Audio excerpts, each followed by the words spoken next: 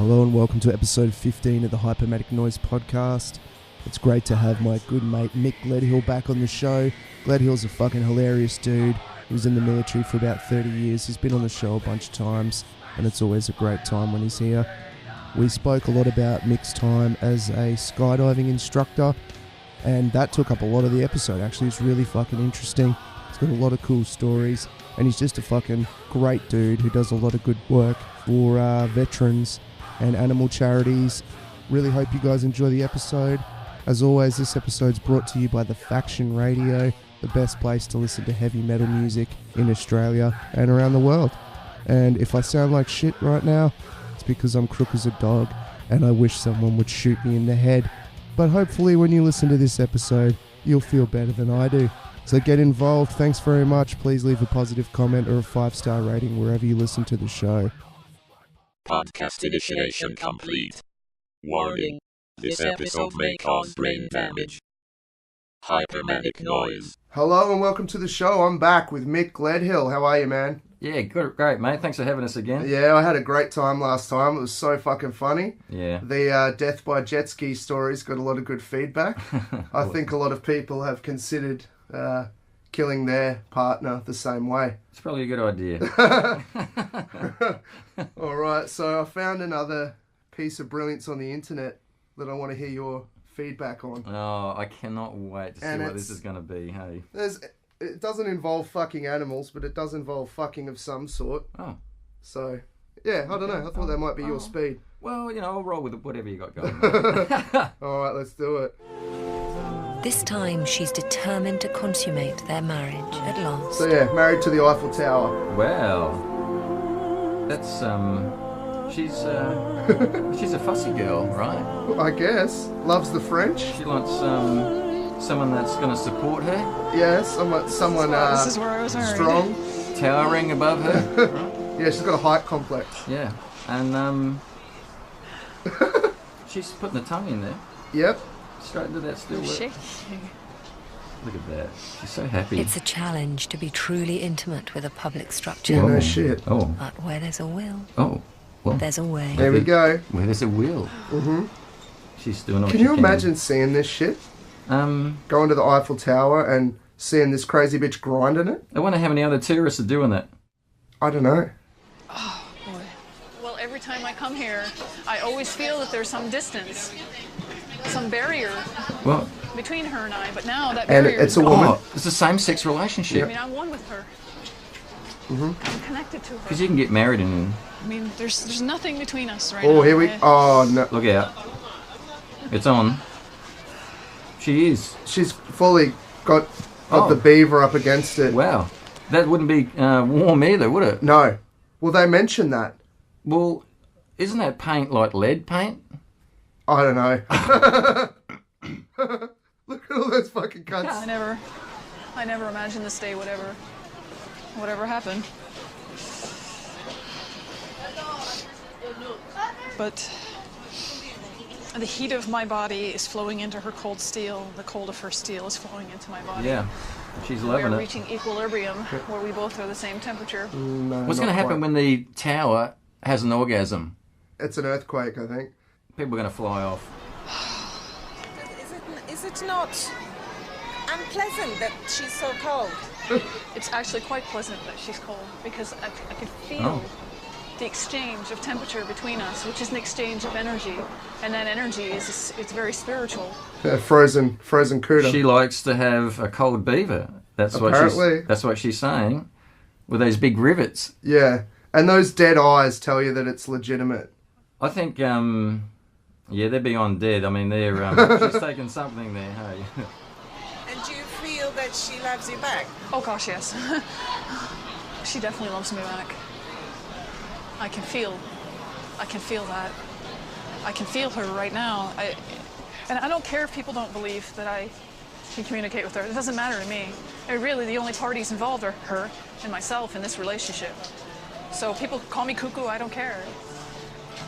What we have is real, and if it's only real to me, and it's only real to her, it's fine. Someone needed to give this person a hug when they were little. She's got such nice skin too, this lady. Yeah.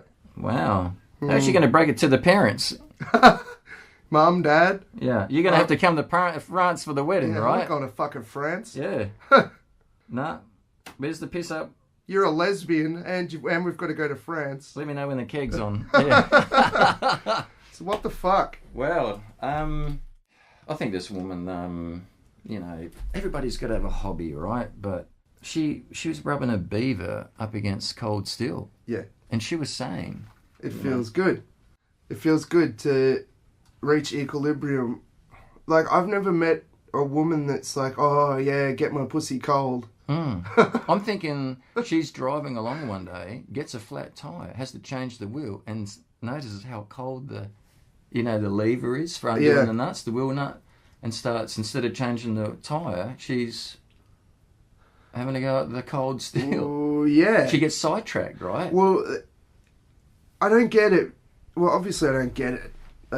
You're married to the Eiffel Tower, but she's like, oh, it's, you know, we're truly intimate.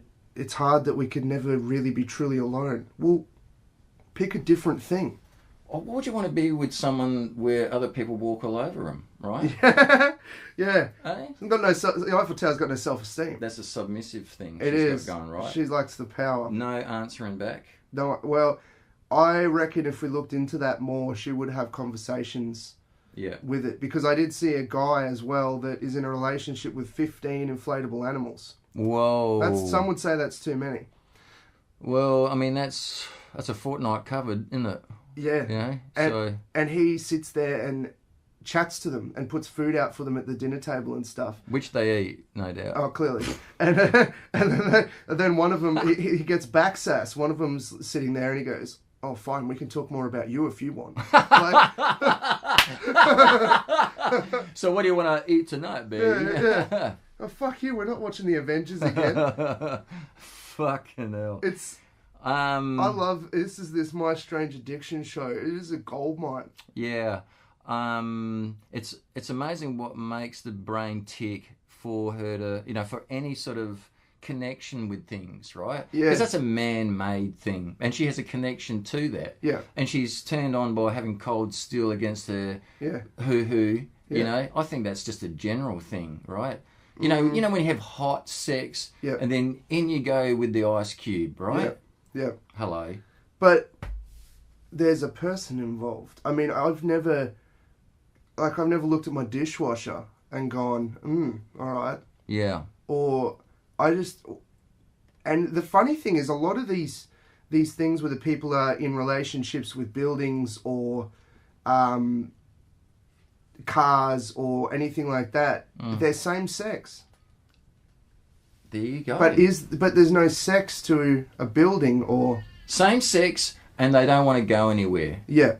I'm happy to just stay here for the rest of my life, right? Not going to travel. This tower is going nowhere, right? Yeah. I hope you like France. Yeah. You know? Stability. Yeah. Imagine if it was in Iraq, right? Yeah. What are you living here for?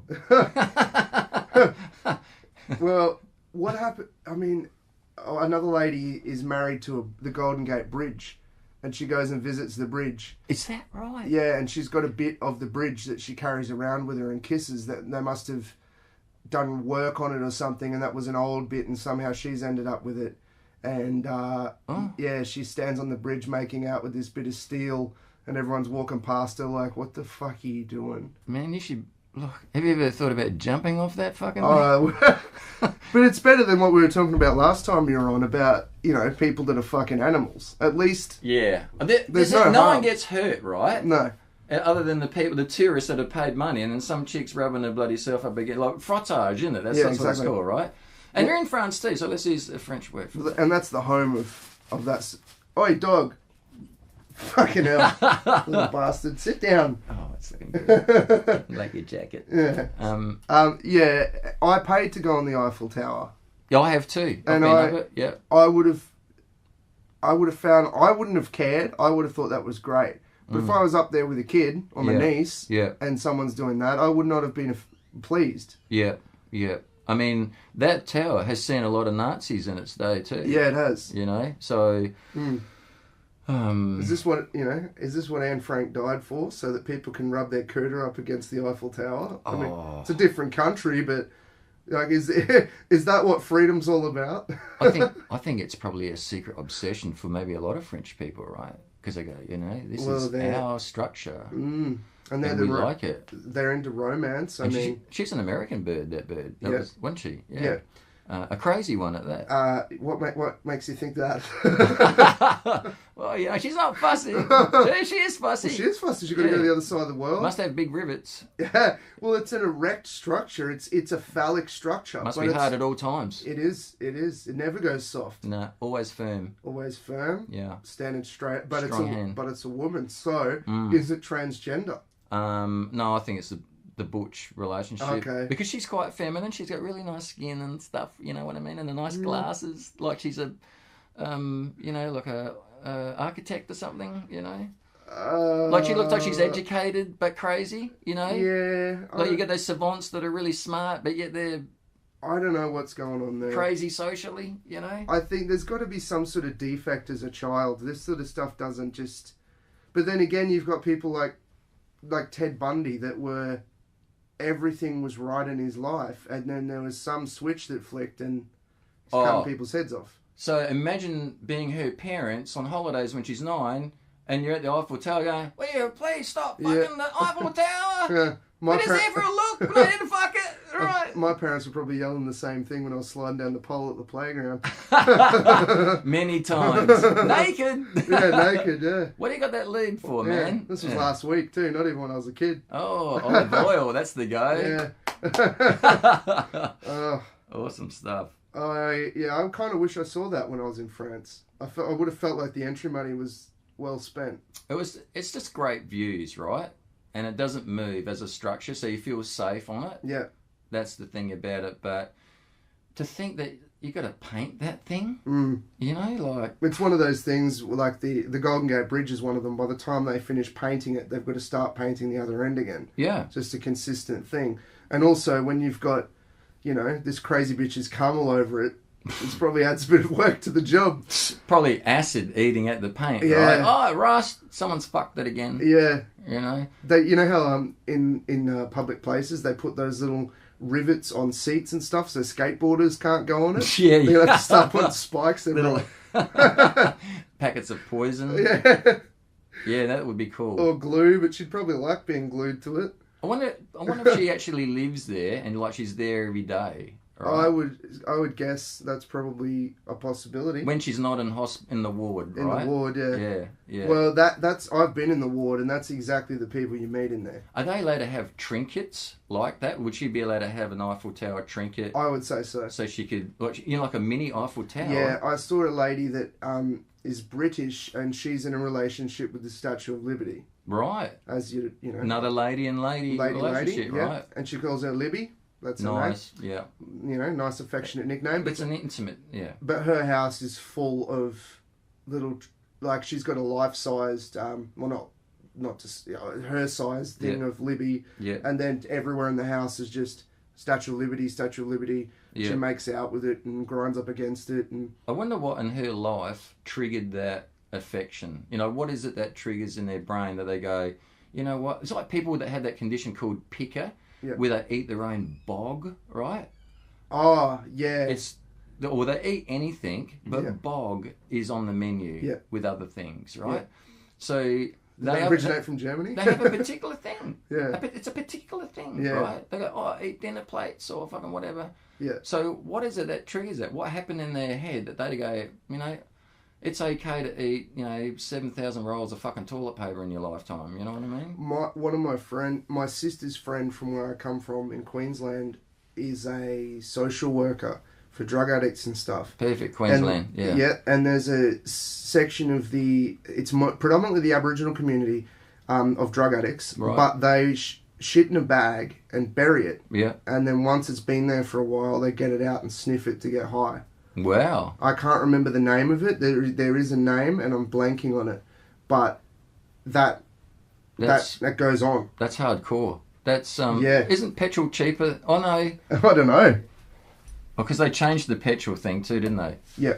So I don't know. I haven't heard of that before. Shit in the bag, put it in the ground, let it cook, and then let it fester, open it up, get a lungful. Imagine that. I wonder what kind of kick would you get out of that? Right? I don't know. I reckon my kick would be chronic diarrhea. Yeah. I think that would be probably the first result. A power spew would probably follow. But diarrhea in that instance would be a benefit because then you'd have more of your drug. Just backing up. Just filling her up. So every time you get sick from getting high, you get more drugs. So you don't get that from meth, do you? You don't end up with more meth from doing meth. I've got a quick one for you about really bad liquids. I used to skydive, and whenever you do 100 jumps, right, you do a thing called a grunge, right? Okay. So as soon as you land on your 100th jump, people come over, grab you, tie you down, and we had one particular guy that we made a grunge up. So for about 3 weeks, we would piss, spew, put beer in it, food, scraps from the barbecue, fested for 3 weeks, did his 100th jump, this is in Darwin, tied him to a wheelchair, and then just threw all this shit all over him, right? Oh. And we just said to him, look, just keep your mouth closed because it's got piss and shit in it. And he did get a little bit sick, but you can imagine, I did my 100th jump in Indonesia and I was just dreading what they were going to do to me. And as it turned out, I just got thrown into a bin, so that wasn't too bad. But well, in Indonesia, that's like kind of going anywhere. That's just like going to the shop. Yeah. That's fucked Follow up. the money drain, right? Yeah. But that's the thing. If you skydive, a lot of people just do 99 and go, that's enough for me, right? No shit. Just to avoid that. No, I just made that up. Oh, okay. Yeah. How did you get involved in that side of it? Because weren't you in communications in the armed forces? Yeah, it was the thing I used to do on the weekend. Yeah. And then what happened was I did it for a few years. I got my instructor rating in the mid-90s, and then the Air Force had their 75th anniversary, so they decided to have a parachute display team. Mm-hmm. And so I spent a whole year travelling around the country, jumping into air shows out of Dakotas, Caribou, Hurt, and we used to do formation jumping and all that sort of stuff. So instructor on the weekend was great. Goulburn was where I mainly did a lot of stuff in New South Wales. But I loved skydiving. It's just the best feeling. Yeah. I've always wanted to do it, but with my back, I talked to a guy who was in a similar role. He was a paratrooper, still skydives, but he's got back issues. But he's like, look, I'm nearly 80. Yeah. Wow. So for me, if I die or get injured, I've only got a few more years to put up with it. And he said, with you, if you got a bad back, I wouldn't recommend it. Well, I'll tell you what we used to do for bad backs, even if you're still in the skydive, is that you roll the nose of the parachute really tight when you pack it. Mm-hmm. And what that does is it delays the opening of the parachute. So it might take you 500 feet to open rather than a snappy 120, say, right? Okay. So the faster you open, the harder it is on your back. And like it really is, even with a good back, right? So we call it a snivel. So that takes, 500 feet and then it just pops open and it's like a gentler. But don't forget too, you're doing terminal as well, you're doing nearly 300 clicks. So did you have any near misses? I've never had a malfunction. I've seen malfunctions. I've seen people crash, burn and almost die from jumping. Yeah, like impact from really bad landings. We've had a couple of mates expire from that. Just what, opened too late, or they landing really hard. They call them hook turns. So your approach for landing is into the wind, but sometimes you'll turn too late, and then you're actually in a half turn when you hit the ground. Oh. And you're coming at speeds of 60 kilometres or more, right? Yeah. And it's almost like a face plant at that speed on hard terra firma. So you have to be really vigilant about where you're going to land and how you're going to land. But sometimes people get a bit carried away. But that's the highest rate of deaths, I believe, is hook turns, crashing into the deck on landing. Not so much in free fall. So there's an indoor skydiving centre now. I fly.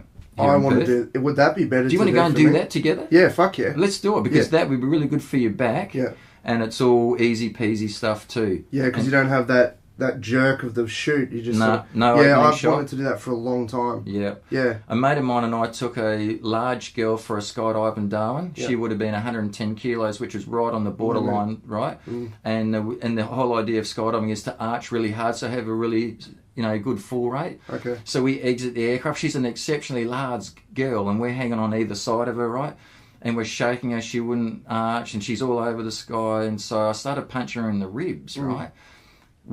She wouldn't arch. And I just looked at my mate Drew, like as in, I tried, and next thing he pops up on the back and he drives 2 knuckles fair into her date, right? Like really hard. And she just pops straight into a perfect arch, like right into her date really hard, right? And I'm laughing my ass off. Anyway, she opens the parachute, I scoot down and she lands. Then, Drew lands and we do a post-jump debrief. And we said, how has he jumped? She goes, typically, she says, I don't remember much, but my ribs are really hurting. Yeah. And I said, yeah, that's just from the opening shock from the parachute, right? And then I said to my mate, Drew, imagine how her bum feels at the moment, because you really rocketed one up her ass, right? She probably enjoyed that. Well, she would have felt it because he really pounded her right in the date. So what would have happened if she didn't arch? Well, the thing is, she would have had an unstable opening. We would have had to have held her until the parachute came out. We just let her go at the final moment. Because if we had released her, she could have twisted, gone through the lines, and then probably would have died from that. Because if the reserve would have gone into the main, and if you twist it up, having a twist or getting caught up in another parachute is the ultimate nightmare. That is the ultimate nightmare. So happened to me and Drew, same guy. We both jumped out at the same time. His parachute came out. I got entangled completely in his parachute, like it was like being shoved into a condom, right? And it was against my face. And we were in freefall from 6,000 feet. It'd stick to you like cling wrap, wouldn't it? It was a little bit like that, right? Yeah. So I've got like a jumpsuit on, but on my skin and my face, it was clinging to my face like it was trying to suffocate me. Yeah. And we're almost going into the terminal, right? But what had happened was my pilot chute managed to snivel out because I dumped just before I got wrapped, and it's made its way out, and then it caught air, pulled the main parachute out, and then pulled me out of Drew's parachute. And that's what saved us from fucking going into the deck wrapped in each other's parachute, right? So that was a really bizarre experience. Yeah. Is it hard to get back up after that? No, we jumped again that day. Yeah, yeah. Oh, that'd be the best thing to do, right? Well, the pilot actually saw it happen, and he said to me, why didn't you hang on to the canopy? And I said, why would I do that? He goes, then you could do a base pin canopy, like I call it canopy relative work. We have one, the canopies are stacked. Okay. So if we're falling and a parachute comes out and you're tangled in it, then yours comes out, you just hang on to it. So you get the 2 canopies like that. Okay. And we used to land, they call them biplanes. And we have 4 stacks. Yep. Massive stacks like that. So it's all part of the show. But 96, big year. I think I did about 400 jumps. Jesus. Did just about most air shows around the country. It was just epic. Are there any groupies for that scene? No, it's just an internal. It was only like about 10 of us Air Force guys and chicks that were experienced skydivers that formulated a team for a PR for the Air Force. That's all it was. So that would have been fun. It was just like to get free jumps out of military aircraft. Yeah. It's just sick. So you got to jump out the back of it? Yeah. Hercs, Caribou, Dakota, choppers. We had sick. A lot of aircraft. Jumped a big, massive flag. I've seen. I think you got a photo of that, don't you? Yeah. It was just the most epic experience ever. That's awesome. Yeah, so we're still in touch, and some of the guys still jump. Some are chief instructors, which is the highest level you can get to. Okay. And 2 of them run top end tandems in Darwin. Drew is one of the CIs. So. Do you still jump?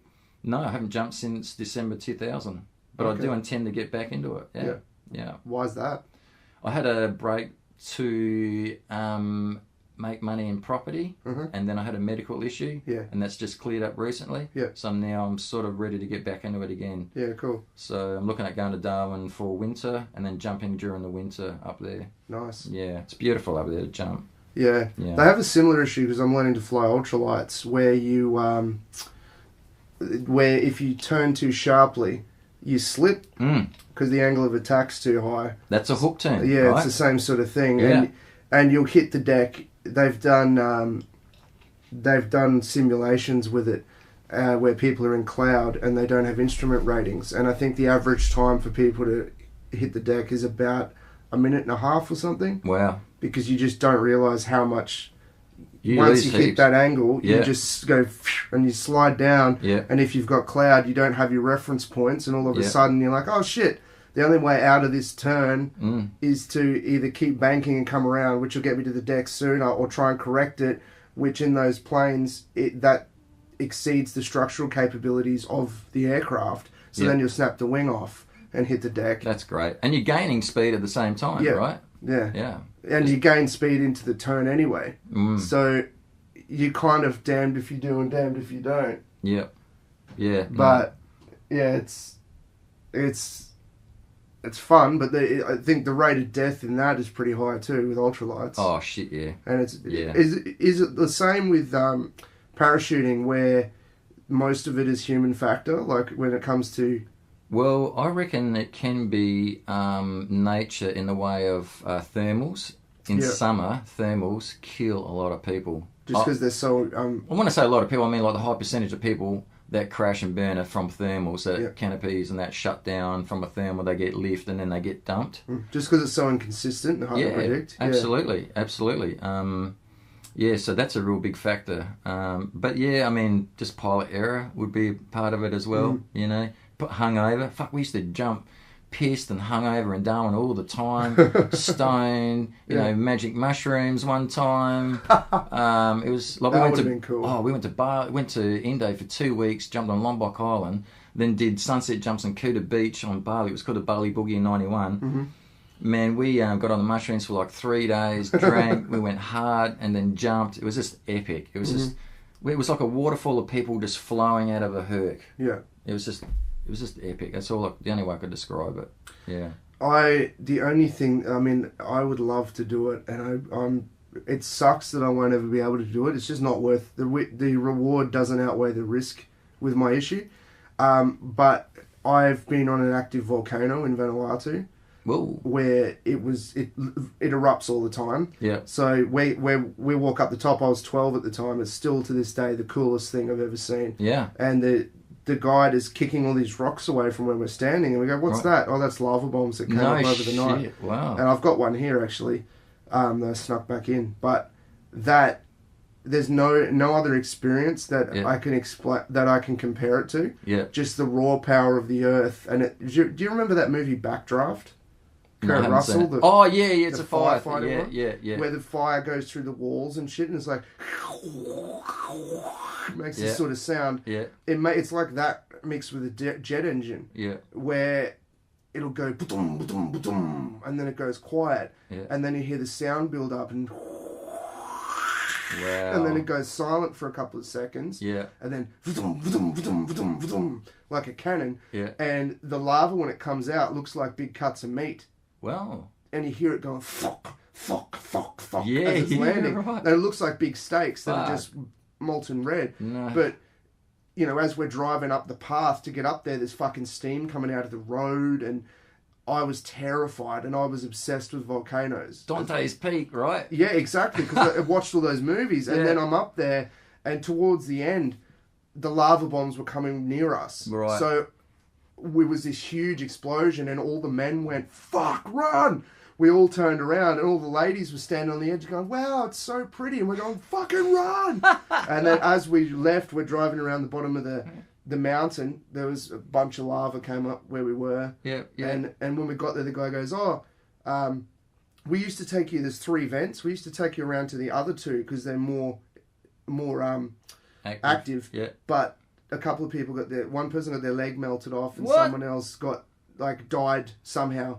Get the fuck out of here. So we don't go around there anymore. Travel insurance? You'd hope so. Oh, you know what I want to know, right? Yeah. Is how the hell did you smuggle that lava rock back in the country, right? Did you do it jail-wise, man? Did you do it up the old I was old 12, mate? Man. That wasn't on my radar. Hey, man. Yeah, things didn't... Oh, your dad did it for you then? Yeah. No, nothing went up my ass till I went to Christian school. No, I won't ask you about it. But... Mum, can you put this rock with...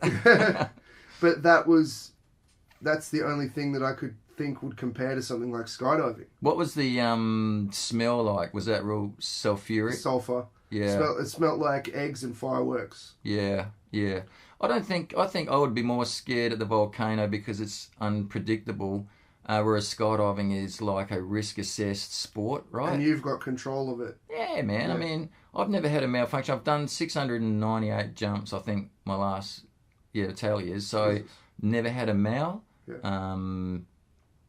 Touch wood. So it's a safe sport if you pack it right, take your time, don't do it hungover. Yeah. Do you think you were lucky to get out of it unscathed all the times you were hungover or fucked up? Or? Absolutely. Yeah, without a question of a doubt. Yeah, there's... you see some people have accidents where they shouldn't have had accidents, right? Yeah. They just land in a shit spot. Yep. Like I had a mate of mine, Pete, who was an instructor, and he steered... Because he has to steer the student from the ground, and he steered it into a fucking water tower, right? She face plants into the water tower, which is 60 foot high, leaves a massive triangular red spray of blood on the fucking... And then gets a hang up on the parachute because she hits it and then slides down, and then the canopy gets caught up in the water tower, right? So then on a Sunday, we have to organise a cherry picker, a 60-foot reach to get this bird down who's just hanging in a harness, because then you get suspension shock, right? Yeah. You spin too long in the harness, right? And then it's got all this blood. And my mate Pete, who was the instructor, because I remember saying to him just before the jump, I said to him, it might be a bit windy because she's only done about 4 or 5 jumps. And it was right on the borderline. He goes, oh, she should be right. She's pretty good. But it just gusted up when they jumped out the plane. And he was so mortified that, because she had to go to hospital, that he would not leave her bedside, gave up skydiving, and I heard that they got married. Oh, there you go. So, how's that for a story? A love story. Yeah, a lot of people get guilted into marriage, and that's... Once you nearly kill someone and throw them into a water tower, I think you probably got to marry him. Oh, it was traumatic. Oh, that would be brutal. I could see in his face how traumatised he was because he was on the battens that steered her into the fucking thing. What do you mean you steered her from the ground? Well, we have to, once they open the parachute, we smoke it down at 4,000 feet. We open, or they open, and then we smoke it down to 2,500, right? So while they're on the canopy, we race down on the canopy, like we really hook it down. You know, we're talking about... Spiral down, land, and there's a big arrow on the ground. We run around and they steer in the direction that the arrow tells them to do. I see. And we do that, and then we go to battens at about 500 feet. Yeah. And then we steer them with a batten, left hand, right hand, and then at the flare, because you want to know how to flare by yourself, right? Yeah. But he steered her into the only water tower on the airfield, right? Every other building is low level, but for some reason... pops her into that. You couldn't have fucking tried if you're doing an accuracy competition, right? Yeah. But anyway, so they got married. Wow, yeah, I really felt for both of them. But ended up, they're both happy, so good on them, man. You know? Well, maybe your ex probably should have tried that instead of the jet ski. Oh, yeah. God. Actually, that's how I met her, was through her sister, through skydiving in Goulburn. All right. I probably shouldn't say that. You're getting away too much. What are the chances? Yeah, none. There you go. Yeah. Great days, mate. That's awesome. Yeah. Have you ever thought of starting your own skydiving business or anything like that, or is there too much that insurance costs and everything would be through the roof, wouldn't they? I'd just go up to Jurien Bay and speak to Pete Lonnon there and just ask him for, to get current again. Yeah. Get the qualifications. He just checks you out and you get back into it. Yeah. But I really want to do it in Darwin. Probably be there, Jurien Bay and Darwin would be the 2 places that I'll jump. Have you ever done stand-up in Darwin? No, I really want to do it. Yeah. Because I think they're my people, my type of crowd, right? Yeah. There's a few guys here. Jeff Staten's gone up recently. I know Sean Conway's gone up. A few good acts around here. Yeah. I've got a lot of military mates up there. Yeah. And I reckon I don't want to come up too late, but I reckon I'd probably do okay up there. Well, also, from my days in a band, regional shows pull a good crowd because there's fucking nothing on. Yeah, that's right. My band, every week we have 100 to 150 people every week. Wow. Because what else are they going to do? That's good. Well, it's a social town, Darwin, right? Yeah. It's based around being social. It's multicultural, multiracial. It's just the most awesome place. It's just an epic hub. It's close to Asia, if you want to go there. But everyone's so relaxed because of the weather, I think, Yeah. Other than the build-up where everyone goes troppo, stabbing one another. The what? They call it troppo season in October every year, where it gets really muggy, but it doesn't rain, and it gets really hot. And because when it starts raining, it's when things cool down of an afternoon, but for the month leading up to it, it's really oppressive heat. And I remember in the Air Force up there climbing these big radio masts, and it was like having a house on your back, and you're just sweating like a fat bloke in a phone box, you know. Well, I'm from the Tropic of Capricorn in Queensland. It's 100% humidity. Oh, well, you know all about that. Like Tully and all that, right? Yeah, similar shit. Yeah. Like, I'd get out of the shower and walk into an air-conditioned room and get changed, and I'd have a sweat towel. Yeah. And then I'd go from the air conditioning to my car, and by the time I sat in my car, it was like I'd been in a pool. Yeah. I fucking hate it. You're fucking jerking off 5 fucking minutes later, you're in having a shower. Yeah. You're sweating in the shower. Yeah. Fuck. I need a shower. Yeah, a cold shower is a different thing there. I used to enjoy cold showers. Yeah. Because it was... Yeah. You've been warm all fucking day. Invigorating, right? Yeah. When we'd have 2 weeks of winter. We never have a hot shower after footy up there. It was all cold shower after footy. Fuck having a hot shower. Yeah. A cold shower and a fuckload of beer. Mm-hmm. Yeah. Probably a bit more than that. Yeah. Were you afraid how the old... did you have communal showers? Like, were you afraid how the old cold water would affect your hang down? No. It's funny. We sort of had a policy in the military where we wouldn't comment unless it was really critical, right? So if someone really clearly had a bad case of something, you'd say, look, I hope you're getting on top of it, champ. But, the cold water was... Because they were short showers too. Mm-hmm. So when I was deployed to New Guinea peacekeeping, I only had a cold shower. Very brief shower. Mm-hmm. It was very... If you got one, it was very short, in, out. And not even time to even finger yourself, So I'm a grower, not a shower. So... I've, when my dick's not at attention, it's not very impressive. But then when it's at attention, it goes all right. But does it need attention? Well, no, I don't. That's exactly the place where I don't want the attention. But when I was in Germany, there were all those sort of showers, and I was like, and the Germans are running around slapping each other on the ass and fucking it's a whole nother level. Very liberal, right? Yeah. I'll tell you about Army Recruit School, right? They would say to us, you are not, this is in the 80s, you are not at recruit school, you are not to suck dick in the barracks, right? They're really homophobic motherfuckers, right, back then, right? I've heard that. Vietnam veteran guys, right? And then they go, all 50 of you blokes can fucking shower together at the same time, right? And then you coop 50 blokes up on base for 3 months doing recruit. Mate, there's going to be some friendly fucking fire in there, hey? Like... They call it blue on blue, mate. It should be called fucking cream on cream, right? Fucking good men were shot in the face. No. So, I guess it's the same. It'd be the same sort of thing as prison, where you're desperate for that contact of some sort, and there's a certain percentage of people that are going to gravitate towards that. Well, the thing is, some people like that, and some people will be very closed, right? They'll be doing whatever they can. So we got made to stand on a table, bend over in front of every other soldier in the platoon as a way to bring everyone down to the same level. So every guy had to stand up on the table, everyone looked up their date. You had fucking 50 sets of eyes looking at your date.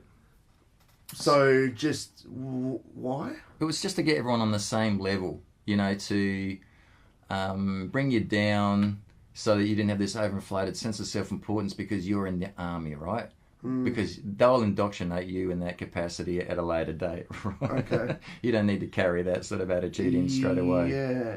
They do, because the army say that you are better than everybody else, right? You're better than that civic scum, because that's the mindset you have to have if you're going to win, right? Particularly if you're in, a battle situation. If you're in combat, Yeah, man, you got to win. You got to say, I'm going to win this no matter fucking what, right? Well, do you want people combating ISIS that have been to a military camp where they have a safe space and they go and sit down and talk about, their politically correct views, and are they the people that are going to win the war? Are they the people that are going to get the operation done? It's not conducive to that. But then on the other hand, I can't see any other avenue in life where that is acceptable. And even there, it's kind of not acceptable, but... Does it work? It's interesting, right? I've got friends of mine who are serving the special forces, right? Okay. And they are really intelligent individuals, but at the same token, they also have this flair of like a typical Aussie bogan. You know what I mean? But yet they're really smart guys, but still act like they're not. You know what I mean? Like they have a intellectual capacity to be able to, perform in combat, and there's so many variables that go with that, you know, from weather conditions to how much ammo you got to you guys being okay. You know, so these people are exceptional individuals, right? But yet they'll go out and swallow a shitload of piss, make a cunt of themselves. That's the way of letting off steam, you know what I mean, I suppose. You know, that's the way of dealing with PTSD or traumatic incidents they've had, you know what I mean? So it doesn't matter how smart you are, you're still going to be affected. Well, there's intelligence and then there's smart. Oh, EQ and IQ. Yeah. Yeah. What's EQ? Emotional intelligence, right? Yes. So that's having the ethics to say, I'm not going to shoot that kid, right? Or whatever. I've never been in that situation, but I can imagine a guy, that commando that had to throw that grenade in that room, you know.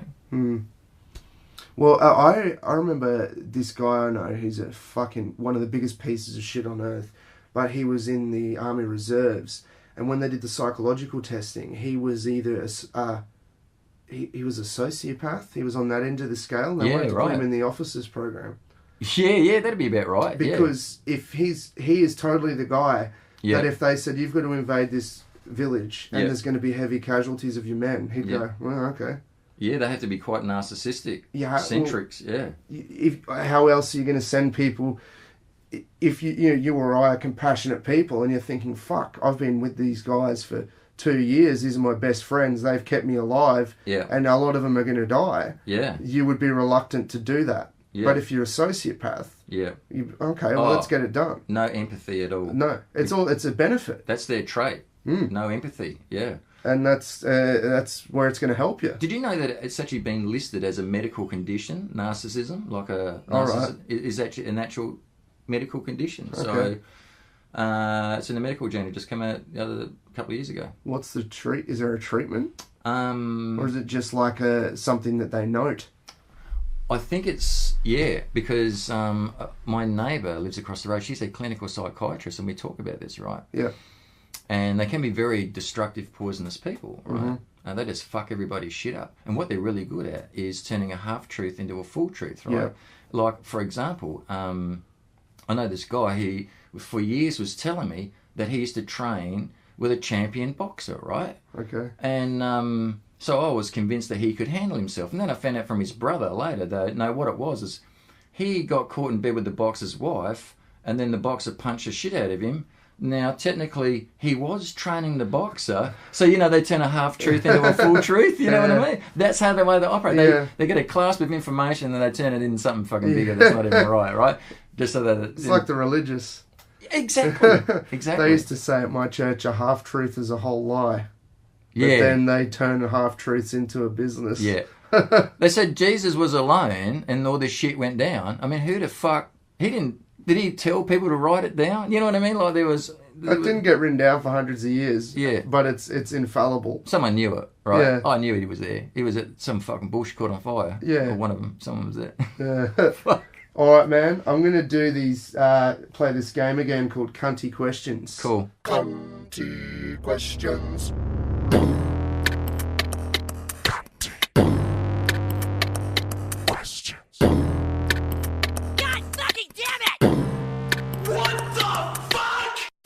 And we had a good run last time. I was very ethical last time with them, right? You were. I was surprised. Yeah. You were. I would say you were gentlemanly rather than cunty. You broke into my psyche there. I did. Yeah. And you went a different way than I'd expected. Yeah. You showed your true colours as a gentleman and a scholar. In a non-Christian capacity, exactly. Right? Well, I wouldn't call Christians scholars. It's like saying Harry Potter's an encyclopedia. All right, mate. All right. With it. So, multiple choice. Yep. A, B, or C. Yep. Is Coldplay a god-awful band?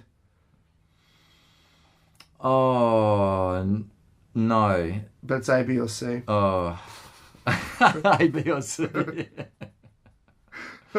Okay, what do you got? All right. If you lose your right testicle, is your left testicle still your left testicle? It's a testicle. I know. But has it lost its identity? Well, would the right testicle backfill the left testicle? Or it's like, Well, I think it'd centralise. There's a recruitment process. Like, they would have to say, look, for hire, testicle, left. So the right one, you get kicked in the nut and it explodes and they've got to take it out. Yeah. And you got one. You got one hanger now. Is it still the left? Does it just become the testicle, or is it still the artist formerly known as the left testicle? No, it's the right, because the tube will still be the right tube. Okay. All right. So it still maintains its identity. If you want to get technical, it's right. Okay. Yeah. So It's not. Yeah. All right. So my dad asked me this years ago, and I've been stumped on it. Right. This is the sort of conversations I have with my father. That is involved. Yeah, and I've never known the answer. Right. But I never considered that. The hardware's still there. Yeah. Well, it's still in the position of right.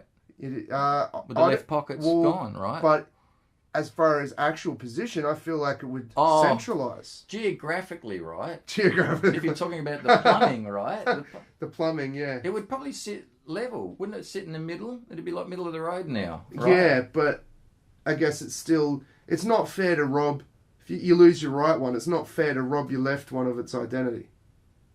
It's gone through enough. It's lost its best mate. It hasn't got a serial number, for fuck's sake. No, his best friend's gone. It's like an identical twin losing the other twin, and then you're not a twin anymore. Your identity's gone. There's a bit of left and right, and a bit of right and left. I think so. Yeah. Cool. And another one, someone brought this up to me. I was asking them some cunty questions, and then they threw one at me, which I found interesting. Ooh. About eating human flesh. Ah. So if you could go to a restaurant, and they served, they got steak, they got chicken, and then they've got a bit of juicy thigh or breast of human, would you eat it? Oh, absolutely not. You not wouldn't? a fucking chance. Okay. No, not a chance. No. You wouldn't be curious? No. Got a few angles on this. Not a bit, right? This is really weird because, I'm happy to eat bacon, but I won't eat a human. See, right there, I'm rating pigs above people. Yeah. Well, I think bacon would taste nice. That's how much disdain I have for human race. But what if... Nah, wouldn't do it. What if you remember that movie Alive, where they were in the Alps? Yeah. In that situation, I'm sure you'd change your mind. If I crashed in that plane and I had a pet pig, say, called Jeff, right? I'd say, Jeff... You're in luck, man.